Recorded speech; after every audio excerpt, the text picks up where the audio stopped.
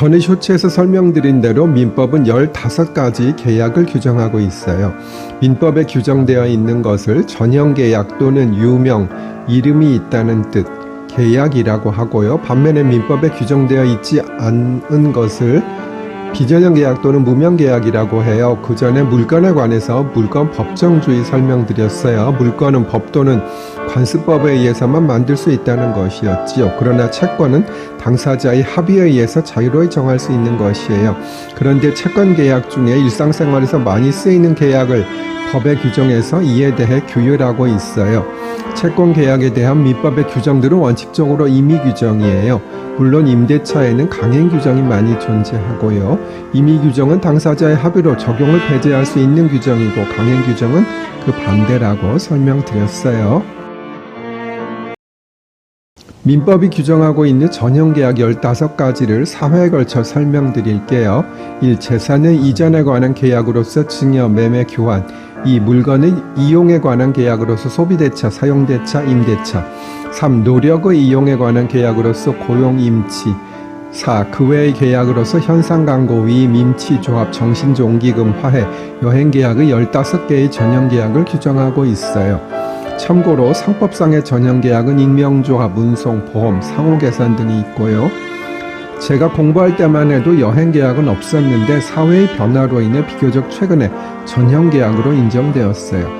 제가 판사 처음 할 때만 해도 외국 여행 가려면 허가를 받았던 것 같은데 지금은 상상도 못한 일이긴 하지요.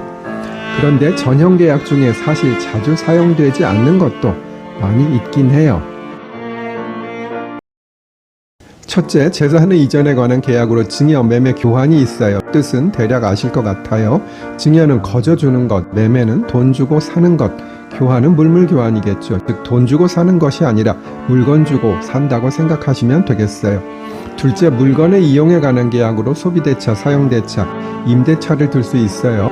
소비대차는 물건을 주었다가 같은 것, 동종, 동질, 동량, 으로 받는 계약이에요. 돈도 물건에 속하니 돈을 빌려주었다가 그 돈을 사용 후 같은 액수의 돈을 다시 받기로 하는 것을 소비대차 계약이라고 해요.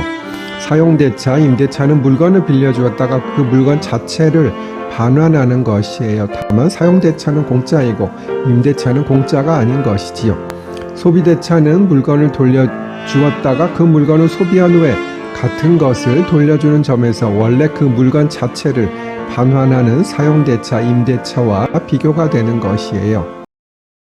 전의 쇼츠에서 이어집니다. 셋째, 노력의 이용에 관한 계약으로 고용, 도급이 있어요. 고용은 아실 것 같고요. 도급은 어떤 일을 완성해주는 대가로 돈을 주는 계약이에요. 예를 들어 집을 짓는 계약이 이에 해당되겠지요. 도급 관련해서는 공사대금 사건이 많아요. 넷째, 그 외의 계약인데요. 현상광고, 위임, 임치, 조합, 정신종기금, 화해, 여행계약이 있어요.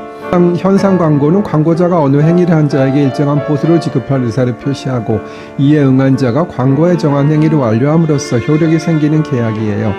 제가 가끔 경품 행사를 하잖아요. 예를 들어 제 채널의 총 조회수가 100만 회가 되면 그때 먼저 댓글을 주시는 분에게 제가 경품을 드리는 경우 이것이 현상광고 계약이에요. 곧 실제로 할까 생각 중입니다. 지금 90만 회 넘었어요. 전의 쇼츠에서 이어집니다. 그런데 사실 이런 현상 광고가 자주 있는 일인지는 좀 의문이 있어요. 다음에 위임은 일의 처리를 맡기는 계약이에요. 변호사를 선임하는 것도 위임 계약이지요. 임치는 물건을 맡아주는 계약이에요. 조합은 동업이라고 생각하시면 되고요. 종신정기금은 종신보험과 비슷하다고 생각하시면 돼요. 그런데 사실 보험회사가 아닌 개인 간에 이런 계약을 체결하는 일은 사실 거의 없긴 하겠지요. 화해는 합의라고 생각하시면 돼요. 예를 들어 자동차 접촉사고가 났는데 적절히 10만원 정도 주고 받기로 합의한다면 화해 계약을 체결한 것이 돼요. 마지막으로 여행 계약이 있어요. 이것은 잘 아실 거고요. 다만 제가 공부할 때는 전형 계약이 아니었는데요. 그 후에 법문의 여행 계약이 전형 계약으로 추가되었어요.